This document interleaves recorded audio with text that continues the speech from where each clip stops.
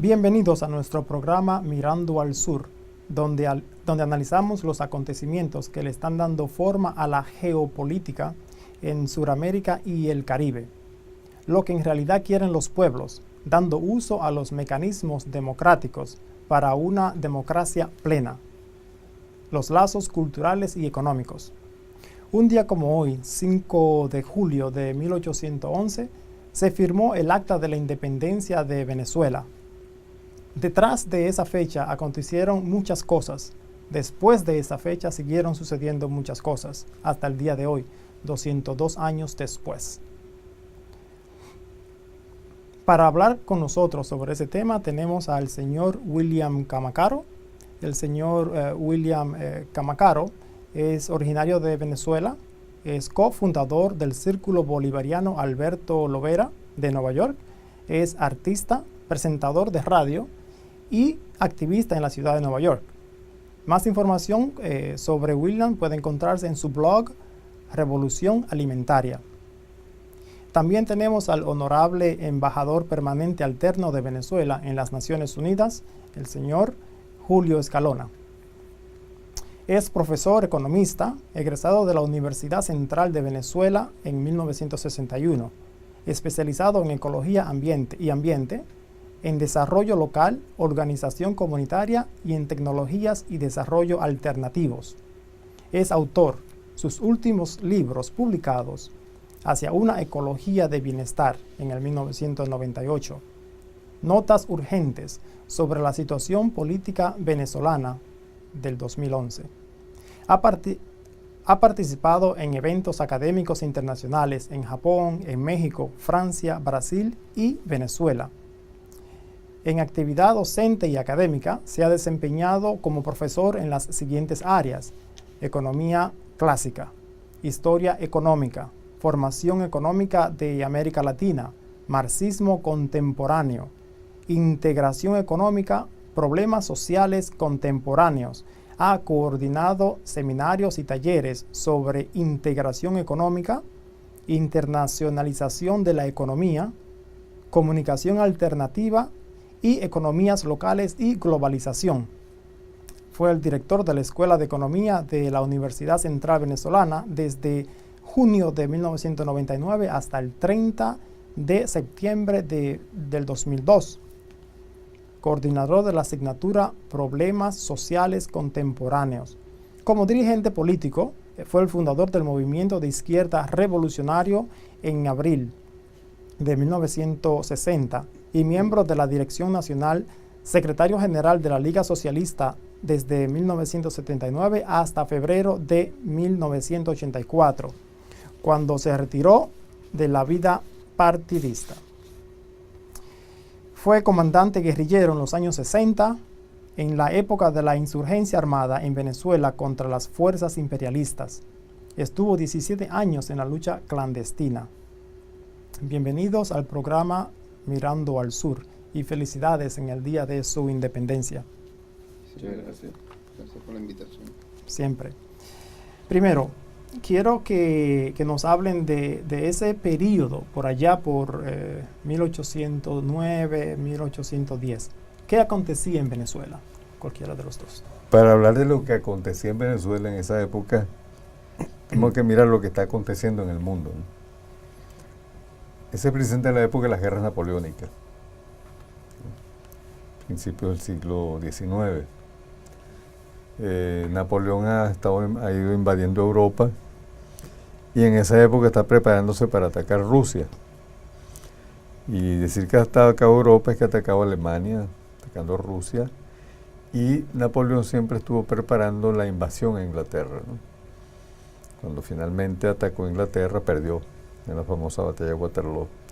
Pero estoy citando estos nombres porque Rusia, Alemania, Inglaterra, Francia son las potencias imperiales de la época.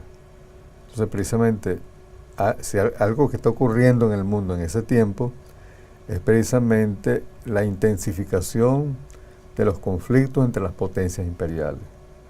Y por supuesto, todas esas potencias están repartiéndose el mundo. El continente suramericano, y en general lo que luego se llamó Latinoamérica, ha sido dominado por España. Pero ya para esa época, comenzando el siglo XIX, de hecho, las relaciones de América Latina, en Venezuela en particular, las relaciones comerciales, de hecho, el monopolio comercial español está roto.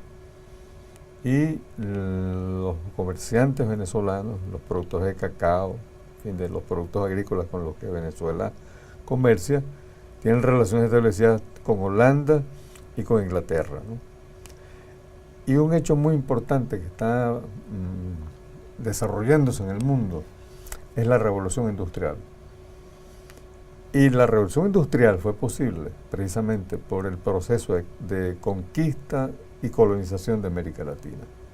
O sea, sin el oro, la plata y el azúcar de América Latina, no hubiese sido posible la revolución industrial tal como ocurrió, y no hubiese sido, a lo mejor no hubiese sido en Inglaterra. Seguramente hubiese habido revolución industrial, ¿no?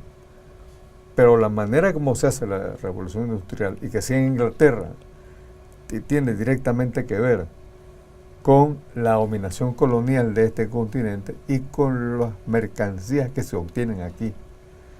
El oro y la plata van a crear una existencia de abundante dinero en Europa y particularmente en Inglaterra. Y el azúcar, que fue conocido en la época como el oro blanco, también creó una importante riqueza para Europa y, te repito, particularmente para Inglaterra.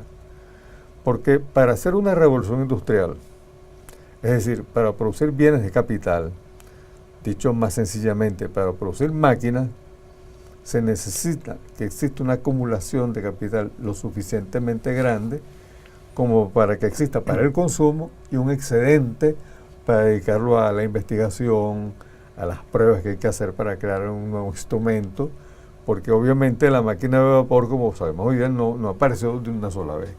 Hubo varios experimentos y pruebas hasta que se dio con la máquina de vapor, ¿no? Y así ocurrió con los ferrocarriles, con el barco a vapor, o sea, con todo lo que significó eso que se llamó el maquinismo.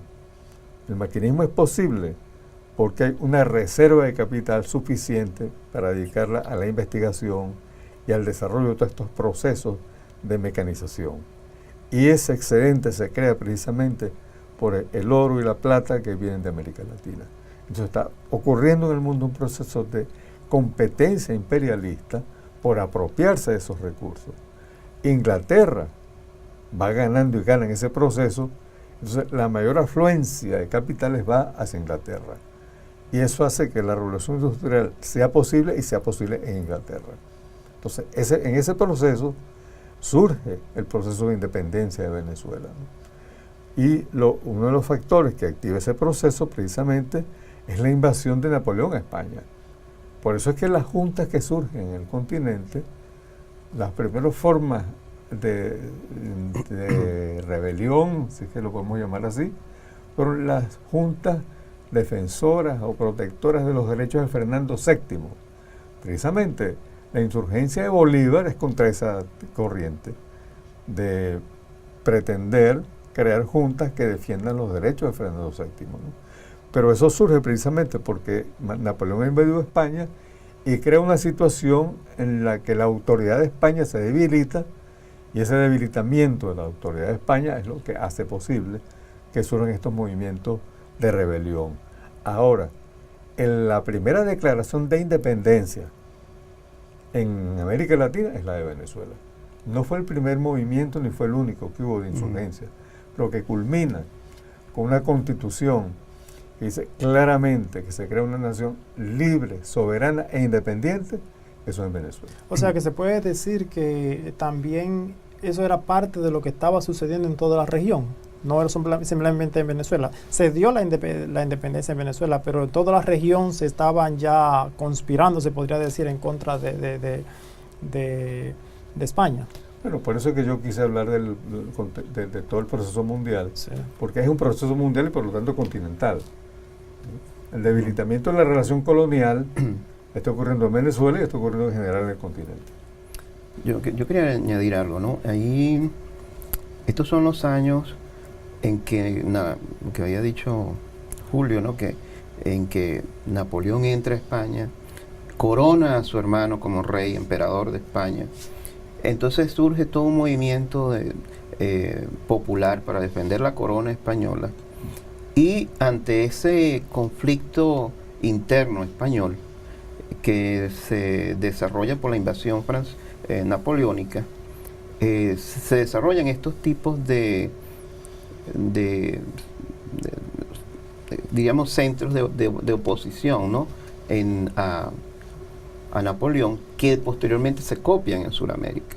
Y quien realmente transmite ese conocimiento y quien realmente lleva a cabo, se encarga de que sepan qué es lo que realmente está ocurriendo en España, es Francisco de Miranda. Francisco de Miranda, que estaba en ese momento, estaba en Inglaterra. Y ante esa situación, ante la debilidad de España, él sugiere que es el momento de la independencia, porque España no puede defenderse de Napoleón Bonaparte y a la misma vez sostener las colonias, o sea, sostener unas colonias que quieren ser independientes. Y entonces allí vemos, por ejemplo, esos son los años en que, si recordamos los caprichos de Goya, que son esos dibujos, esos grabados en donde hay decapitaciones y fusilamientos masivos, esos son los años, unos años caóticos de desastre dentro de España, que le impedían a España, pues, decir, bueno, vamos a controlar, pues, a estos países que quieren ser independientes. No, porque España misma como país no podía sostenerse ante la invasión napoleónica. O sea que lo que se estaba viviendo en ese entonces era un poco similar a lo que se está viviendo hoy, con las grandes potencias luchando por tener control de algunos países, que en este caso querían tener control de las Américas. Bueno, fíjate, las potencias europeas, Estados Unidos no ha emergido todavía, está en ese proceso, ya es importante. Estados Unidos están tratando en el proceso de industrialización de posesionarse de recursos naturales, de materias primas y también de fuerza de trabajo, y sobre todo de las minas de oro y plata. Entonces, digamos que es parecido a lo que ocurre hoy, pero por supuesto no es lo mismo, ¿no? O sea, que hay ese viejo debate de que la historia no se repite, ¿no? Marx dijo, ¿no?, que la historia no se repite. Y si se repite, sea una vez como tragedia y la segunda vez como comedia. Entonces, que es una frase profunda que ahora no vamos a... Ese no es el tema de hoy, ¿no? Pero algún día, ¿no? Bueno, y la otra idea es que la historia se parece a veces, ¿no? Pero quizá evoluciona más en espiral, como un círculo que vuelve a pasar, pero en otro nivel, ¿no? Y un poco eso es lo que ocurre hoy, ¿no? Desde que el capital existe, el capital nunca existió en un solo país. Y no es posible que exista en un solo país. Desde que el capital existe es mundial. Eso hay que aclararlo bien, porque alguna gente habla de mundialización y cree que el capital es internacional ahora. Ahora hay una forma especial y particular de mundialización, de internacionalización. Ahora, el capital es internacional desde el principio. Y para constituirse, para conformarse, necesitó dominar el mundo. Y el capital es el modo de producción que surge articulando el mundo. Y lo que nosotros llamamos historia universal aparece propiamente con el capital. O sea, la historia universal que el capital construye. Porque dice Marx que el mundo comienza a parecerse como una sola cosa, unas relaciones de dominación parecidas. Y comienza un proceso de uniformación del mundo que se da a través del proceso de dominación del capital. Entonces, ese proceso de apropiación de la fuerza de trabajo, de apropiación de la tierra, de apropiación de los recursos naturales, en general de apropiación de la riqueza y de control del comercio, es precisamente lo que le va a dar a Inglaterra el carácter de potencia en ese tiempo, que logra dominar las rutas de comercio y los flujos financieros. Entonces está conformándose ese proceso, y el único que tuvo la visión, primero Miranda, el que primero comprendió ese proceso fue Miranda, ¿no?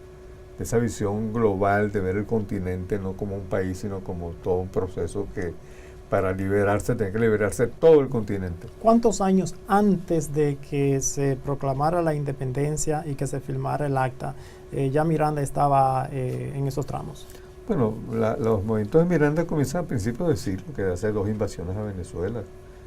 Entonces una por Ocumar y otra por Falcón, que es cuando trae la bandera. El creador de los colores de la bandera tricolor es Francisco de Miranda, precisamente. Se podría decir que una década antes o más ya Miranda estaba... Bueno, desde antes, incluso el siglo XVIII, ya Miranda.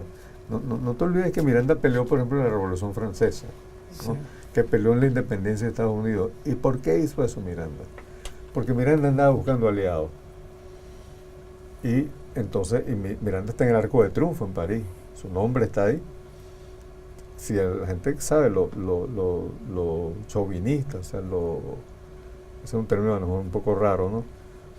Pero lo ultranacionalistas que son los franceses y particularmente los parisinos, hay que echarle pichón para que el nombre de Miranda esté ahí puesto en el Arco de Triunfo, ¿no?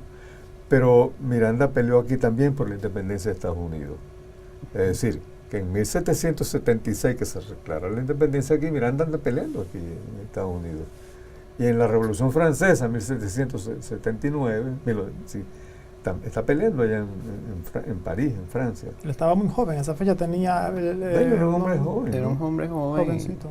Y es la figura más internacional de la época, diríamos que del continente, porque no solamente, exacto, peleó en Francia, peleó aquí en los Estados Unidos, vivió en Rusia, llegó a tener una relación con los zares muy cercana y fue también miembro del ejército zarista, fue coronel. Fue coronel.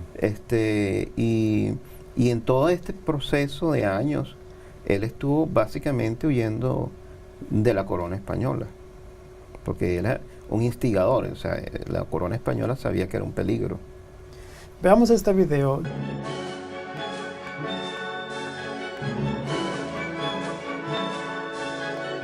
5 de julio de 1811, el día que nació la República.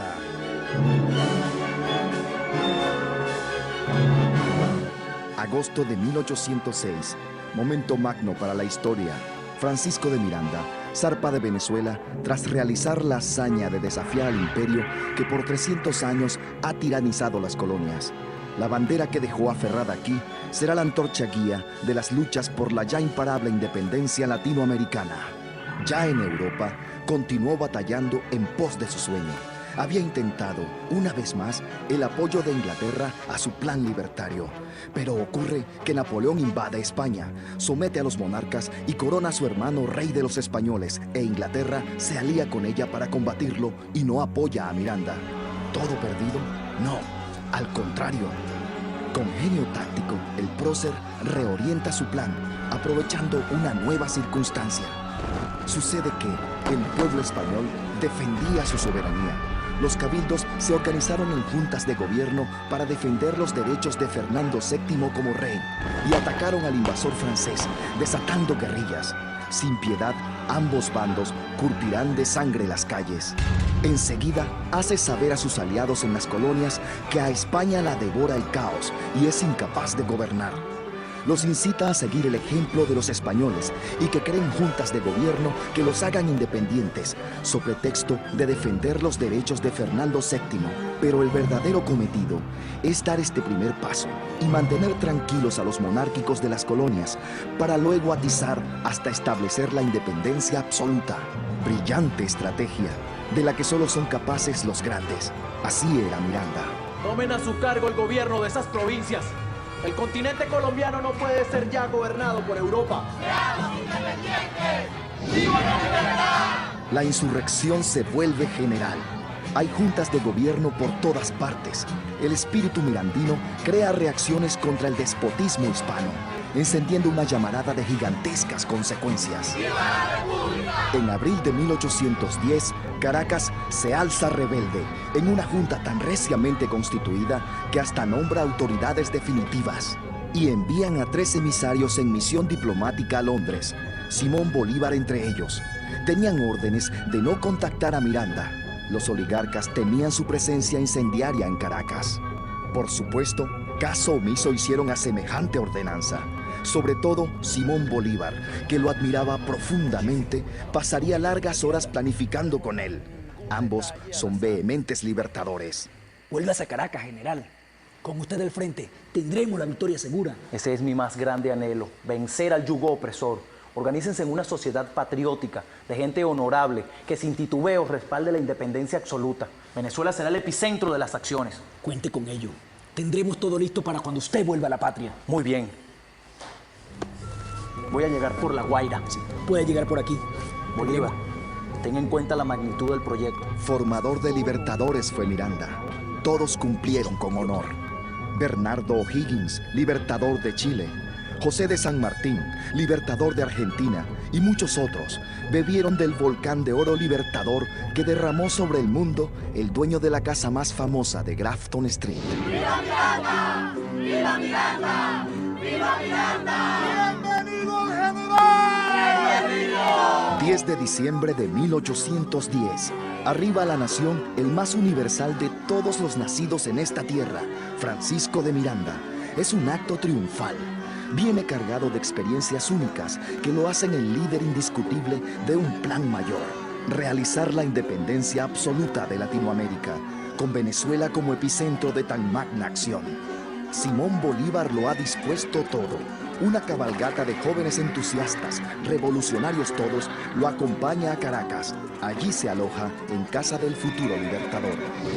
Vicente Salias, Francisco Espejo, García de Sena, Coto Paul, el Marqués del Toro, José Félix Rivas, Miguel José Sanz, Pedro Gual y el propio Simón Bolívar, entre otros, completarán el honorable cuadro de más de 200 hombres y mujeres valientes que, unidos en la recién creada Sociedad Patriótica, darán el impulso definitivo para declararnos al mundo como una nación libre y soberana.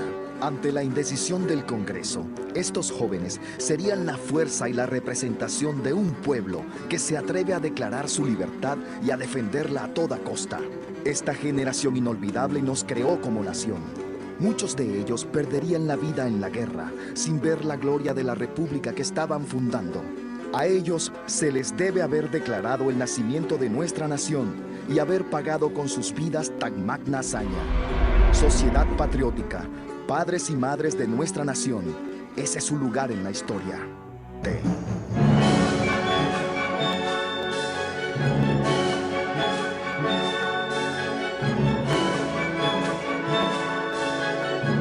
...5 de julio de 1811... el día que nació la República.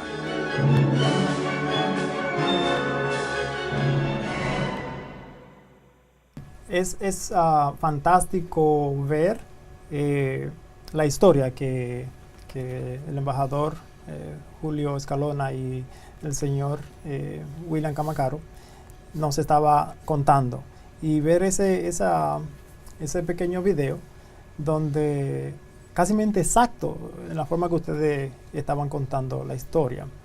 ¿Qué sintieron o qué piensan de ese video? Lo que pasa es que vimos el video antes de venir. Eso puede ser, ¿ah? Hay algunos otros personajes que no se mencionan o que no se mencionaron que a ustedes les gustaría mencionar. Bueno, mira, primero la independencia de Venezuela es la independencia más sangrienta que hay en todo el continente. O sea, Venezuela pierde más de la mitad de la población en una guerra de independencia, pero no solo eso, sino la destrucción de casi toda la infraestructura de las ciudades que se dio en todo ese proceso de independencia. Además de eso, es una guerra que tiene elementos que no tienen otras guerras de independencia en Sudamérica, que es el elemento clasista. Hay un elemento de clase que es parte también de la guerra de la independencia, y ese elemento surge, por ejemplo, con la figura de Boves. La figura de Boves, que es una figura que ha sido... Yo comparo a Boves con John Brown aquí en los Estados Unidos. John Brown es una figura que ha sido satanizada por la literatura oficial, y más o menos ha ocurrido lo mismo con Boves. Una figura que ha sido, de alguna manera, la historia oficial la ha relegado y lo muestran como un monstruo. El ejército de Boves era un ejército que estaba formado por mulatos negros y que indígenas que entraban a las ciudades y sencillamente eran hombres libres. Eso era una de las cosas que ofrecía Boves, ustedes son hombres libres. Pero además de eso, Boves les permitía, o sea, cuando entraban a las ciudades, a que en sus discursos decía, bueno, lo que ustedes vean allí, eso es de ustedes. Perdón, ¿era contemporáneo con Bolívar o...? Era, sí, contemporáneo con Bolívar y con las grandes figuras de la independencia.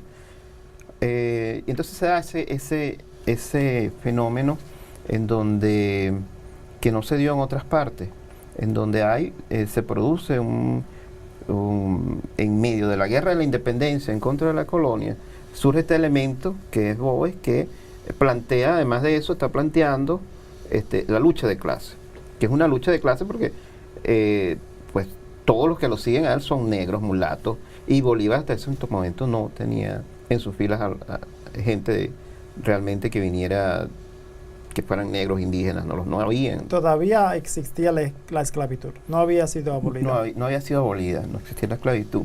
Y es después de eso que surgen figuras interesantes dentro del movimiento independentista venezolano, como el Negro Primero. Empiezan a surgir figuras que pertenecen a la comunidad afro-venezolana, a los indígenas, que se van añadiendo al movimiento, porque Bolívar entiende pues que esa era la vía. Okay. ¿Le gustaría añadir algo, embajador? Siguen comentando esto. Fíjate que yo iba un poquito atrás, ¿no?, con lo de Miranda, ¿no? Porque cada vez necesitamos reivindicar a Miranda, porque en todo este caso tuvo un final trágico, ¿no? Murió en la cárcel de la Carraca, ¿no?, lejos del país, ¿no? Porque incluso hoy, una parte del pensamiento geopolítico de hoy, que lo retomó Bolívar y de Bolívar lo tomó Chávez, ¿no?, tiene su raíz más profunda en Miranda, ¿no? O sea, la visión de un continente libre, soberano, realmente es de Miranda. La integración viene de Miranda. El concepto de la integración continental. O sea que Miranda tuvo una gran influencia en esos libertadores. Claro, Miranda, hay una cosa que se sabe poco. Miranda era canario.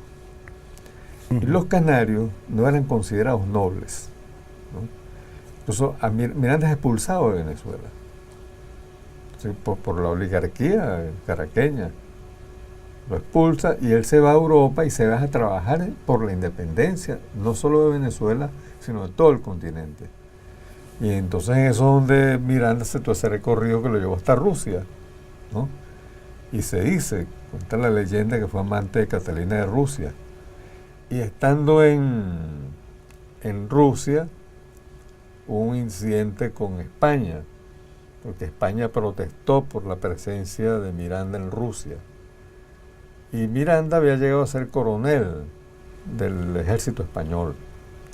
Entonces Catalina le da el nombre de coronel del ejército ruso. O sea, y hay una leyenda con respecto a la bandera de Venezuela, ¿no?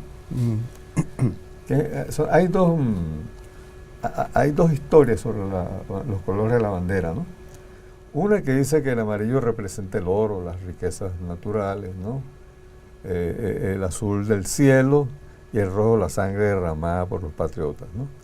Y la otra leyenda, bueno, esta es historia, la primera. La otra es una leyenda, ¿no? Otra que dicen que Miranda creó los colores de la bandera, ¿no? Que el amarillo es el dorado del pelo de Catalina. El azul, los ojos azules de Catalina, ¿no? Y el rojo, los labios rojos de Catalina. Romántico. Bueno, por eso lo traía. Apasionado el hombre. Por eso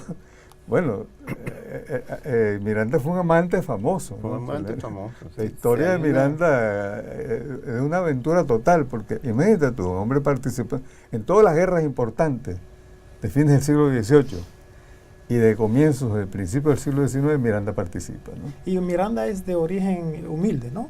Bueno, era de origen canario. Su papá era un pulpero. Pulpero, panadero. Sí, como un bodeguero. Bodeguero. el libertador Simón Bolívar era No, también- él era de origen noble. de que, ¿cómo se llamaba esa casta de que a la Bueno, que él pertenecía? los blancos criollos. Blancos Los criollos. blancos Acá son los mantuanos, Mantuano. los mantuanos. Pero ¿Y qué significa la interesante- palabra mantuano? Bueno, la palabra mantuano significa que que eres rico, que tienes dinero, que eres poderoso, pues. Ahora, la etimología de la palabra no te la sé explicar ahorita. Entiendo. Antes de que tú intervenga, vamos a ver Can We Play Next. Sí, déjame decirte algo de esto, porque Ok. esto es importante, Ajá. porque vamos Sí, a sí, ver. sí. Porque esto es importante porque este es el presidente Chávez de alguna manera desmitificando al mismo Bolívar, que es una cosa muy extraña en ver en Chávez, y que nosotros creemos, nos da la impresión de que si Chávez hubiese vivido más, si el presidente hubiese vivido más, hubiese descubierto mucho más, y bueno, no sabemos hasta dónde hubiera llegado, pero esto es bien interesante. Maripili Hernández y a todos los ministros y ministras que están aquí, y al alcalde de La Victoria, y los demás alcaldes de esta zona, alcaldes bolivarianos. ¿Por qué? Miren, fíjense lo que voy a decir, pero para que lo que yo voy a decir ahora mismo se convierta en realidad, necesario es comenzar a trabajar en esta idea desde hoy, sin descanso, para que dentro de 2 años exactamente, con el favor de Dios, estemos aquí celebrando 200 años, repito, no solo de la batalla de La Victoria, también de la gran batalla de San Mateo y todos aquellos acontecimientos de lo que fue la rebelión popular de 1814 y el sacrificio de muchos venezolanos y venezolanas, quienes batallaban no solo a la orden de Bolívar y de José Félix Rivas, sino a la orden de Boves.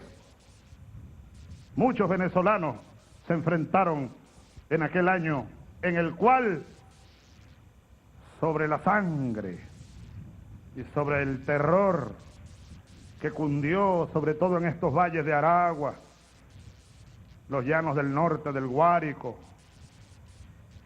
la cordillera de la costa, empezando por Caracas. Fue un año terrible aquel, pero ese año, desde mi punto de vista, se definió el rumbo de la Revolución de Independencia, porque Simón Bolívar, entre otros, pero primero él entendió que el pueblo venezolano quería una verdadera revolución y no una pantomima de revolución, porque los ricos de Caracas y los ricos terratenientes de Aragua no querían libertar a los esclavos, no querían la igualdad social de los pardos, los negros, los indios. Bolívar aún incluso no se había definido exactamente en esa línea. ¿Y qué ocurrió entonces?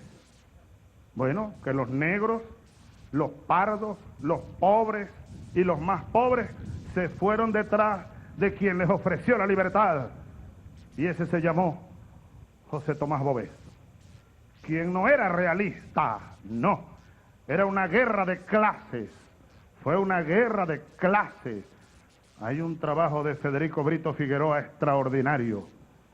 Hay otro trabajo de Juan Uslar Pietri, un librito que por aquí tengo, por cierto. Siempre lo recomiendo. Se lee rápido, pero se entiende a fondo. Ahí está su título, Historia de la Rebelión Popular de 1814. No era Boves un realista, era líder de los pobres, de los negros y de los esclavos liberados. Y eso lo entendió Bolívar, pero lo entendió aquí en este valle, llorando, viendo morir venezolanos unos contra otros, viendo como él mismo vio el desastre de la puerta ahí mismo, entrando a San Juan de los Morros. Ahí Boves le aniquiló el ejército a Bolívar. Bolívar se salvó con 10 más, gracias a los caballos rápidos que tenía, porque le fusilaron hasta los ayudantes. Los ayudantes de Bolívar y los secretarios y los baúles y todo, cayó en manos de Boves. Bolívar llegó aquí al galope con 8 o 10 más a La Victoria. Era aquel año 14. Era marzo de 1814. Y Boves persiguiéndolo. Bolívar apenas firmó el parte de la batalla, descansó 2 horas y siguió rumbo a Caracas, huyendo de lo que venía, Boves y la oleada. Por poco lo capturan. Y se defendió allá arriba, entrando a Caracas, pero también fue derrotado. Y se tuvo que ir a Oriente, la emigración a Oriente. Y allá fue Boves a perseguirlo. Era incansable José Tomás Boves. Aquí vemos con la honestidad con que él está hablando de las cosas que Simón Bolívar sabía y las cosas que no sabía. Las cosas que por la cual Simón Bolívar se estaba luchando, que en este caso menciona a Boves, ¿no? Quien estaba luchando con los negros, los indígenas y eso. Mira, pero yo creo que esto es un proceso de aprendizaje. El mismo Chávez, cuando llega al poder, él lo dice en innumerables ocasiones que él creía en la tercera vía. Lo dice en innumerables ocasiones. Inclusive, él se plantea primero como bolivariano y no llega nunca a hablar de socialismo. Al principio, ¿no? Pero es un proceso de aprendizaje a través del cual él evoluciona y llega a un momento determinado en que él se autodenomina socialista. Pero es un proceso, ¿no? Y yo creo que lo mismo en el caso de Bolívar. Yo creo que eso no le resta importancia a la figura histórica de Bolívar. Lo que sí es que vemos que hay un proceso de aprendizaje y que es un proceso de aprendizaje que muchas veces es doloroso, ¿no? Y es difícil. En este caso. Ahora, pero la revolución bolivariana y lo que realmente ha significado es eso, rescatar la historia, rescatar los personajes históricos, rescatar nuestro pasado, rescatar nuestros héroes. Y entonces en ese proceso hemos llevado, por ejemplo, al Panteón Nacional a Guaycaipuro, rescatándolo como un líder indígena que luchó en contra de los españoles, y hay un proceso pues de reivindicación de todos estos personajes que de alguna manera fueron borrados de la historia oficial venezolana. De eso se trata, pues, el proceso bolivariano. Y de eso se trata, pues, y en términos de esta fecha, 5 de julio, pues, es rescatar eso, ¿no? Rescatar quiénes fueron realmente nuestros héroes en la época de la independencia. Mira, esta intervención de Chávez precisamente no es que está reivindicando a Boves, ¿no? Porque sin duda Boves cometió crímenes y las tropas de Boves también, pues, si eso no lo vamos a negar. Precisamente dice Chávez que hay lo que se llama en la historia de Venezuela la emigración a Oriente, ¿no? Es que el ejército libertador es derrotado en todo el centro del país, en el occidente, y una zona que quedaba libre el oriente del país, ¿no? Entonces, y las poblaciones emigran porque efectivamente donde Boves llegaba provocaba matanzas y crímenes, ¿no? Eso no es mentira. Lo que trata de rescatar Chávez es que, por otra parte, Boves es un líder social, porque entonces hay que irse a algo que yo lo había mencionado. Miranda es expulsado de Venezuela, es expulsado por la oligarquía caraqueña, es una oligarquía netamente clasista. Todos esos sectores, los sectores pobres, decirlo en términos genéricos, no se sienten incluidos en el proceso de la guerra de independencia. Hay unos mitos históricos que creó la oligarquía venezolana, que creó unos tales procesos preindependentistas, ¿no? Entonces, por ejemplo, la rebelión de José Leonardo Chirino se ha hecho como un solo proceso con la rebelión de la oligarquía por los derechos de Fernando VII, o el levantamiento del Negro Miguel. Son como uno le enseña en la escuela primaria, en el bachillerato, los procesos preindependentistas. Esos fueron procesos de otra naturaleza, no eran rebeliones contra España, eran rebeliones contra la oligarquía criolla. Y la oligarquía criolla, en su versión de la historia, lo subsumió en un solo proceso. Es decir, que hay en la historia de Venezuela un capítulo oculto, que son las rebeliones de los negros, de los indios, de los pardos en general, contra la oligarquía criolla. Por eso, cuando estalla el proceso de independencia con respecto a España, es un proceso que inicialmente es visto como un proceso liderado por la oligarquía criolla, y así lo es. Por lo tanto, la gente pobre, la gente humilde, no se siente incluida en ese proceso. Y eso es lo que Bolívar se da cuenta, y eso es lo que está refiriendo Chávez ahí. Que Bolívar se da cuenta de que hay un proceso social que va por un lado y hay un proceso político que va por otro. Y la gran obra de Bolívar, que consolida la independencia, no solo aquí, sino en el resto del continente, es que une ese proceso político y el proceso social. Y logra entonces construir un movimiento realmente de liberación nacional, en el sentido que logra formarse un bloque social que incluye a los oprimidos. Y eso es una obra de Bolívar. Y Bolívar, cuando estuvo en Haití, uno de los compromisos que adquirió en Haití fue el de la libertad de los esclavos. Y Bolívar cumplió el primer decreto de liberación de los esclavos es de Bolívar. Pero Bolívar hizo más, dio el ejemplo. Bolívar era dueño de hacienda. Él liberó los esclavos que estaban en su... De que la guerra de independencia, o la lucha por la independencia, o es una lucha social que compromete al pueblo o no es. Él tiene esa comprensión que se va a extender hacia el continente. Buena parte de los problemas que tuvo Bolívar en Colombia, en lo que era la Nueva Granada en esa época, y que tuvo en Perú, y que es una de las razones por las que los peruanos no lo reconocen como libertador del Perú. Es que en Perú, Bolívar no es reconocido como libertador del Perú. Más allá de la batalla de Ayacucho, de que Bolívar y Sucre son los que liberan finalmente el Perú, porque el ejército libertador está compuesto principalmente por pobres de Venezuela. Y ese ejército de pobres de Venezuela cruza la frontera, a diferencia de Napoleón, que allá está cruzando las fronteras para invadir en una empresa imperialista. El ejército libertador, por eso tiene ese nombre, está cruzando fronteras para libertar pueblos. Y cuando llega ese ejército, formado por negros, por indios, por zambos, bueno, y por blancos, por supuesto, también, es una sorpresa para los neogranadinos, es una sorpresa para los peruanos, ¿no? Y ese ejército, entonces, compuesto de esa manera, se une a la otra visión, es la visión geopolítica, de que no es posible la liberación en un solo país. O sea, no es posible independizar a Venezuela si no se independiza el continente. Y entonces ahí vemos a dónde estamos hoy. Dicen, hoy estamos en ese proceso, que es la unión del proceso político con el proceso social, en un proceso que no es nacional. Es un proceso que yo lo llamo nacional mundial.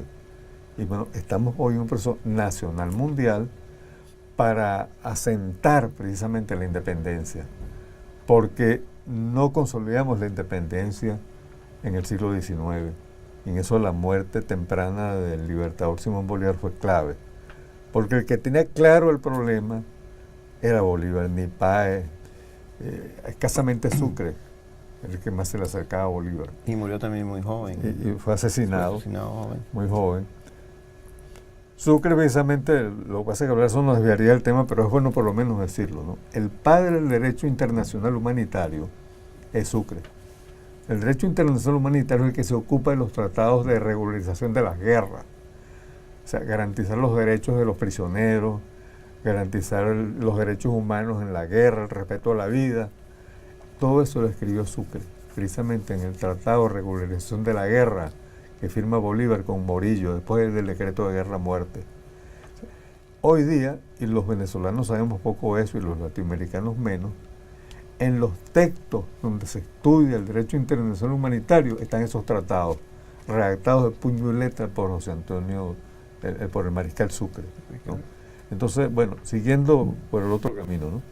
Entonces, bueno, hay un proceso geopolítico que a su vez es un proceso social, en el cual el presidente Chávez, tomando de Bolívar, se enfrentó al ALCA, a la Alianza para el Libre Comercio de las Américas, que se enfrenta en Canadá, aquí en Canadá, en Quebec, y se consolida en Mar del Plata en 2005. Y se derrumba el ALCA. Y inmediatamente sale Chávez a construir, junto con Fidel Castro, el ALBA. Y a partir del ALBA se han ido construyendo entonces Petrocaribe, UNASUR, la CELAC.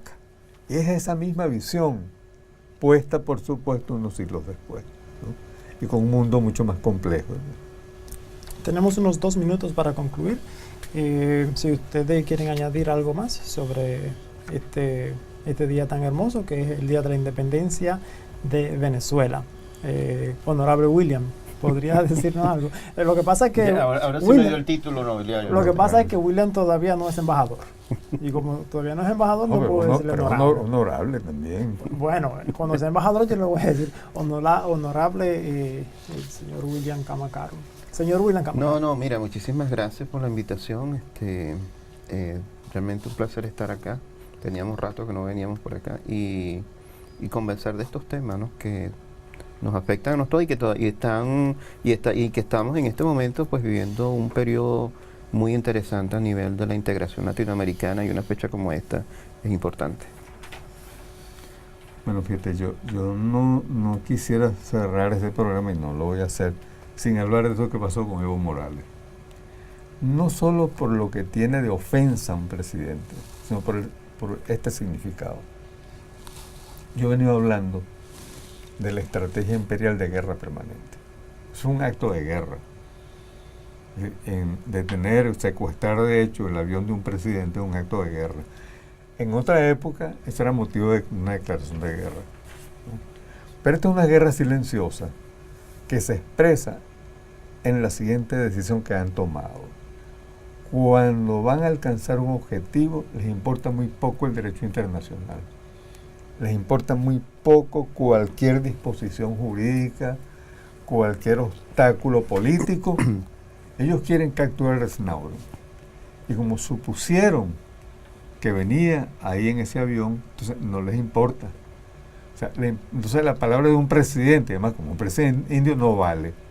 Antes un presidente decía, aquí no viene ese señor, y era suficiente. Ahora no. Lo que quiero decir con esto es que vivimos un momento en el cual las fuerzas imperiales han tomado la decisión de dominar el mundo, y lo van a dominar valiéndose de cualquier medio, sin respetar ninguna norma, sin respetar ningún convenio internacional. Eso es lo que nos está diciendo esto. La otra cosa, ese recurso, el que ha recurrido a Estados Unidos de retirar el pasaporte al señor Snowden, significa que estamos reabriendo el periodo de los apátridas. Esto es sumamente peligroso, porque en el pasado, tanto Israel, la Unión Soviética, Estados Unidos y otros países utilizaron el arma de retirar el pasaporte a la gente. Porque la gente queda en un limbo, no tiene ninguna nacionalidad, por lo tanto ningún Estado responde por él. Y eso es sumamente peligroso, porque mañana cualquiera de nosotros puede ser apátrida, según quien sea que gobierne nuestro país. Actualmente nadie va a ser apátrida en Venezuela, pero en el futuro que viene, con un futuro de pelea, de lucha, entonces hay que tener muy claro a qué nos estamos enfrentando. Y nos estamos enfrentando a una fuerza que no cree en los derechos humanos, que no cree en la democracia, que no cree en el respeto a las constituciones y que se mueve en el campo de la violencia. Presidente Evo tiene el derecho de cualquier presidente de inmunidad de su vuelo. Y lo que decimos es cierto, nunca hemos mentido, se han dado las informaciones que corresponde a los viajes oficiales, y esa es nuestra última palabra. Sabemos de que esa obstaculización del viaje del presidente Evo ha sido instruido por el gobierno de Estados Unidos. Gobierno de Estados Unidos que le tiene miedo a un campesino, que le tiene miedo a un indígena, que le tiene miedo a un hombre honesto. este programa le va a seguir dando continuación a ese hermoso proceso del cual millones y millones de personas se beneficiarán y se están beneficiando mientras se sigue progresando en esa lucha. Muchísimas gracias por su atención y nos vemos la próxima semana. Adiós. Qué bonita es, ay, qué bonita es esta patria grande. Qué bonita es, qué bonita es, ay, qué bonita es esta patria grande.